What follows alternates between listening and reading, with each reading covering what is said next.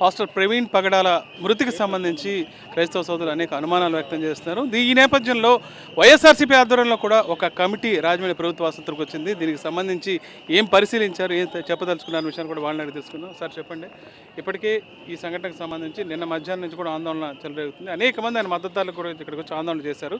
Post mortem కూడా పూర్తయింది. మీరు ఏ సమాచారం కనుక్కున్నారు, ఏం తెలిసింది, ఇందులో ఏం వాస్తవాలు ఉన్నాయి?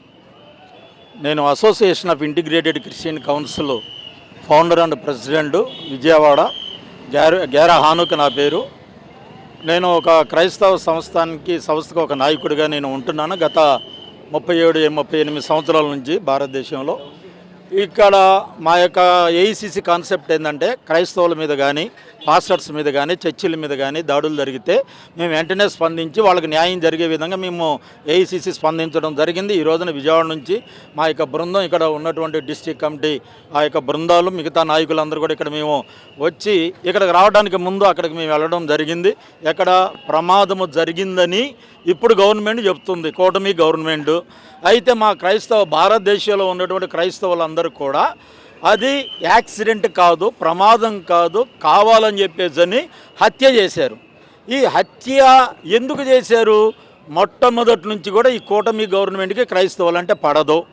ఎందుకు అనంటే, ఒకప్పుడు పవన్ కళ్యాణ్ ఏమన్నాడు, నేను క్రైస్తవుడిని, మా ఆవిడ క్రైస్తవుడు, మా పిల్లలు క్రైస్తవులు, మేము ఇజ్రాయెల్ కంట్రీలో జోర్దాన్లో మేము బాప్తిసం పొందినామని చెప్పినటువంటి ఆయన, తర్వాత ఇందాక కూడా హోమ్ మినిస్టర్ వంగలపూడి అనితా గారు కూడా మాట్లాడుతూ మేము అందరినీ సమానంగా చూసేటువంటి ప్రభుత్వం మాది అని చెప్పుకుంటాం. అందరికీ సమానంగా చూసేటువంటి గవర్నమెంట్ అయితే నిన్నటి నుంచి ఇప్పుడు దాకా బాడీని ఎందుకు పోస్ట్ మార్టం చేయకుండా అలాగే అట్టిపెట్టి ఉంచారు? రెండవదిగా పోస్ట్ మార్టం జరిగిన వెంటనే రిపోర్ట్ రాకుండానే ఒక 2-3 రోజులు మార్చిరోలో ఉంచేసేసి ఆ రిపోర్ట్ వచ్చిన తర్వాత బాడీని ఎందుకు తరలించకూడదు? ఎన్నో నెలల నుంచి ఎంతమంది బాడీలు మార్చిరోలో లేవండి, అలాగ ఉంచే. ఎందుకంటే క్రైస్తవ లోకమంతా కూడా, భారతదేశంలో క్రైస్తవ ప్రపంచమంతా కూడా ఇది హత్య అని నెత్తినోరు పట్టుకు గొంతుపోయే విధంగా మా యొక్క నినాదాలు వినిపిస్తూ ఉంటే, వీళ్ళు ఎందుకని చెప్పేసి ఇది అనుమానాస్పద ప్రమాదం అని చెప్పేసి మేము ఆందోళన చెందిన తర్వాత చెప్తారా వీళ్ళు? ఇది ఎంతవరకు కూడా న్యాయం కాదు. కనుక ఇది ముమ్మాటికి క్రైస్తవులంటే ఈ కూటమి గవర్నమెంట్కి పడదు. ఎందుకంటే మమ్మల్ని తొక్కేసేటువంటి ప్రయత్నం అయితే ముమ్మరంగా జరుగుతుంది.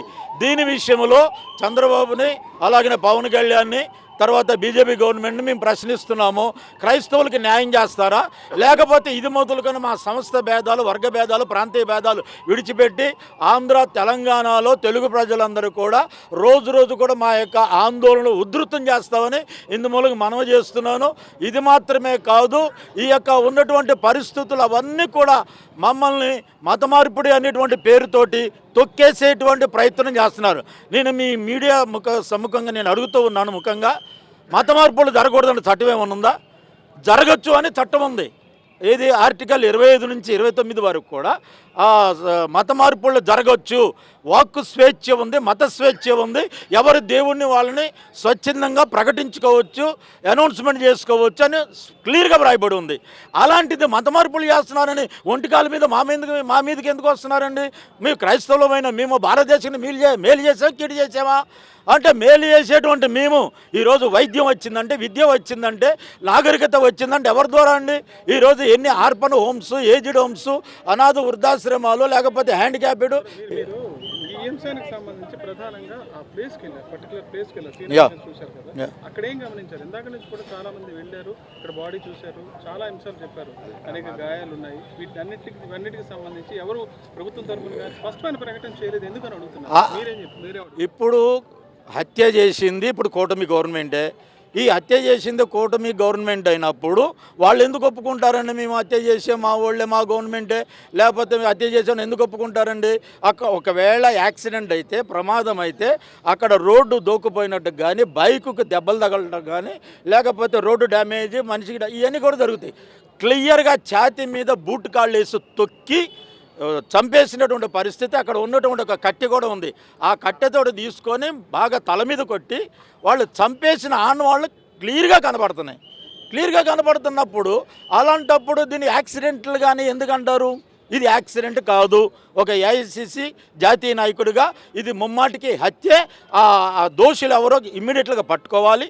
రెండవదిగా వెంటనే శిక్షించాలి. ఈ యొక్క రిపోర్ట్ పోస్ట్ మార్టం రిపోర్ట్లో కనుక అవతవకలు జరిగితే కనుక మా క్రైస్తవ సమాజం ఒప్పుకోదు. రోజు రోజు మా యొక్క ఆందోళన ఉధృతం చేస్తాం.